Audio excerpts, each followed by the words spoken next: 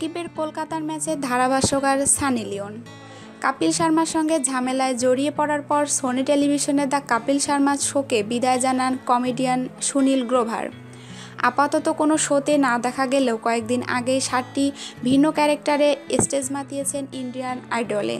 এবার তিনি আসছেন ইন্ডিয়ান প্রিমিয়ার লিগে ধারাভাষ্যকার হিসেবে। সঙ্গে থাকছে তারকা অভিনেত্রী সানি লিওন। ইন্ডিয়া টুডে জানান, আজ বৃহস্পতিবার কলকাতার নাইট রাইডার্স ও কিংস 11 পাঞ্জাবের ম্যাচে ইউসি নিউজ শো নামে একটি অ্যাপের মাধ্যমে তারা ধারাভাষ্যকার হিসেবে যোগ দিচ্ছেন। সম্প্রতি টুইটারে একটি ভিডিও পোস্ট করেন সুনীল। ভিডিওতে তিনি জানান, অ্যাপটির কর্মকর্তারা তার কাছে আসে, তাকে নতুন কিছু চ্যালেঞ্জ করা হয়। এর উত্তরে তিনি বলেন, চুড়ি শাড়ি ছাড়া অন্য কিছু করতে চাই। তিনি আরও বলেন, অ্যাপটির পক্ষ থেকে ভারতের ক্রিকেটারদের মতো আমাকে ব্যায়াম করার চ্যালেঞ্জ দেওয়া হয়। 1998 সালে পেয়ার তো হোনা হি থা সিনেমায় জুনিয়র আর্টিস্ট হিসেবে ক্যারিয়ার শুরু করেন সুনীল। এর মাঝে বেশ কয়েকটি সিনেমায় জুনিয়র আর্টিস্ট হিসেবে কাজ করেন তিনি।